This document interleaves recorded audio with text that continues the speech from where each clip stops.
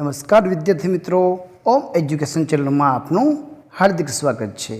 आज आपणे धोरण 6 विषय हिंदी काव्य नंबर 2 एक जगत एक लोक आ काव्यना अभ्यासना प्रश्नों सोल्यूशन करशुं। सरस मजानी काव्य है। आ काव्य में आपने विश्व बंधुत्वनी जे भावना है ए भावना आपणामां विकसित थाय ए वस्तुनुं आपने शीखवा मळे छे। तो सरस मजानी कविता एक जगत एक लोक आ कवितानो अभ्यास है ए तमे तमारा क्लास में कर्यो हशे। तो चलो आपणे आज आ कविताना अभ्यासना प्रश्नों जवाबनु सोल्यूशन करिए। जो विद्यार्थी मित्रों तमे अमारी चैनल ने सब्सक्राइब न करी होय तो करी लेजो, जेथी करीने नवा विडियोनी नोटिफिकेशन मळती रहे। अने साथे साथे डिस्क्रिप्शन बॉक्स में आज पाठना स्वाध्यायना प्रश्नों सोल्यूशन विडियोनी लिंक आपेली छे, तेनो पण अभ्यास करी लेजो। चलो प्रश्न नंबर 1 छे कि निम्नलिखित प्रश्नों के उत्तर दीजिए। आपने अहीं 4 प्रश्नों आपेला छे, ए प्रश्नों जवाबों आपणे लखवाना छे। तो चलो आपणे आ 4 प्रश्नों सोल्यूशन करिए। पहलो प्रश्न है, एक जगत एक लोग ऐसा कवि ने क्यों कहा है? तो जवाब आवशे कि यह संसार का मानव लोक है, एक ही चंद्रमा और सारे संसार में अपनी चांदनी फैलाता है। देखिए छे कि आखा विश्व माटे एक चंद्र छे, एक ही सूर्य सारे संसार को प्रकाशित करता है। तो दुनिया से सभी लोग एक ही धरती पर और एक ही आसमान के नीचे रहते हैं। इस प्रकार प्रकृति के तत्व हम सबके लिए एक है, इसलिए कवि ने एक जगत एक लोक कहा है। तो आ प्रश्न में छे ये आपणे एक चंद्रमा, सूर्य, दुनियानी धरती अने आसमान आ बधा ज तत्वों विषे बात करी छे कि आ तत्वों छे ये आखा विश्वना बधा लोको माटे समान छे, तेथी एक जगत एक लोक कवि आवुं आपणे कहे छे। तो विद्यार्थी मित्रों आ रीतनो जवाब तमे लखी लेजो, तमारी नोट में साथे लखता जाजो, जेथी करीने बीजी वखत वाचन में आपने उपयोगी थाय। चलो प्रश्न नंबर 1 छे, एक रक्त का अर्थ समझाइए। तो जवाब आवशे कि मनुष्य चाहे किसी भी देश, जाति और धर्म का हो, उसके रक्त का रंग लाल ही होता है। लेकिन एवं कहेवा मांगे छे कि कोई पण मनुष्य होय, गमे ते देशनो होय, जातिनो होय, धर्मनो होय, पण एना लोहीनो रंग छे हमेशा लाल ज होय छे। तो रक्त के रंग की समानता से साबित होता है कि पूरी मनुष्य जाति एक ही है।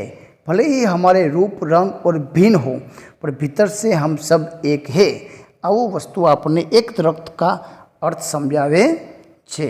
प्रश्न नंबर 3 छे,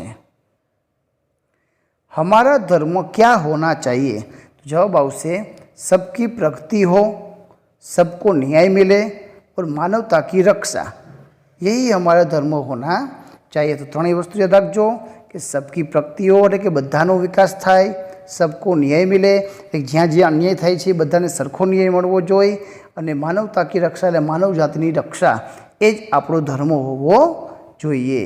आपणे आ वस्तु समजाववा मांगे छे। प्रश्न नंबर 4 छे कि हमारे जीवन एक सुख दुख की कहानी है, ऐसा कवि ने क्यों कहा है? तो जवाब आवशे कि सभी मनुष्यों के जीवन में कभी सुख के दिन आते हैं तो कभी दुख के दिन भी देखने पड़ते हैं। किसी का सारा जीवन न सुखी होता है न दुखी होता है, એટલે આપણા જીવનમાં સુખ અને દુઃખ બંને આવ્યા કરે છે।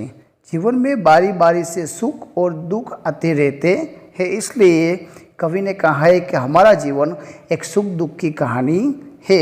कि आपણા जीवનમાં क्यारेक सुख होय क्यारेक दुख होय, तो सुख ने दुख वारंवार आपણા जीवનમાં આવતા હોય છે, એટલે એવું કહે છે કે हमारा जीवन एक सुख दुख की कहानी है। आ હતા પ્રશ્નોના જવાબ। ચાલો प्रश्न नंबर 2 છે, ऊंचे स्वर में पढ़िए। નીચે આપેલા શબ્દો એનું આપણે વાંચન કરવાનું છે ઊંચા સ્વરમાં। વિદ્યાર્થી મિત્રો બધા જ શબ્દો છે એ સ્પષ્ટ ઉચ્ચારણ કરજો। ચાલો આપણે જોઈ લઈએ। सूर्य, सुख दुख, रक्त, अस्थि, प्राण, गाये, गुंज, हर्ष, ऐक्य, कर्म, प्रगति, लहराए और विश्व शांति। तो आ બધા જ શબ્દોનું વાંચન તમે તમારી રીતે કરી લેજો। ચાલો પ્રશ્ન નંબર 3 છે, उदाहरण के अनुसार निर्देशित वर्ण से शुरू होने वाले शब्द लिखिए। तमने उदाहरण आप्युं छे, क आप्युं छे तो तमारे अहींया क उपरथी शरू थता एवा शब्द लखवाना छे। कौवा, कमल, कागज, कौशल, कोई पण क थी शरू थता शब्दों लखवाना छे। ए टूंकमां आपणे जे अहीं मूळाक्षर आपेलो छे एनी उपरथी आपणे लखवाना छे। तो ग छे तो गणेश, गमला, गज, गीत, गधा, कोई पण शब्द तमे लखी सको। घ छे तो घर, घड़ी, घंटा, घटना। च छे तो चरखा, चमचा, चरण, चटाई। म से महल, मकान, मक्खन और मोर। तो आ रीते आपेला मूळाक्षर छे अक्षर एनी उपरथी आपणे ए अक्षरथी शरू थता शब्दों अहीं नोंध करवानी छे। आना सिवायना बीजा शब्दों पण छे ए तमे तमारी रीते लखी सको छो। प्रश्न नंबर 4 छे शब्द सारणी। तो ये शब्द सारणी शुं कीधुं छे आपणे जोई लईए कि उपयुक्त सारणी में कुछ सार्थक शब्द लिखे गए हैं तो उन्हें ढूंढिए और उसका वाक्य में प्रयोग कीजिए। जैसे बाइबल शब्द आपने आपेलो छे तो ये बाइबल उपरथी आपणे वाक्य बनाववानुं छे कि बाइबल धर्मग्रंथ है। तो सौथी पहला तो आवा जे शब्द छे ए शब्दने आपणे शोधी लईए। तो विद्यार्थी मित्रों अहीं तमने शोधेला कम्प्लीट आपेला छे।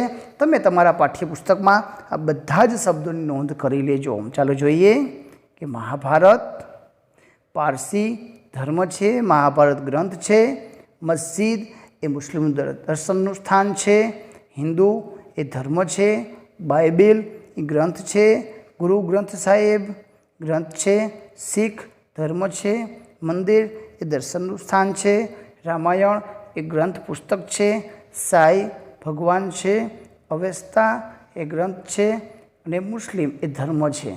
तो आ रीते धर्म साथे जोड़ायेला शब्दों एना ग्रंथों एना शब्दों नाम आपेला छे।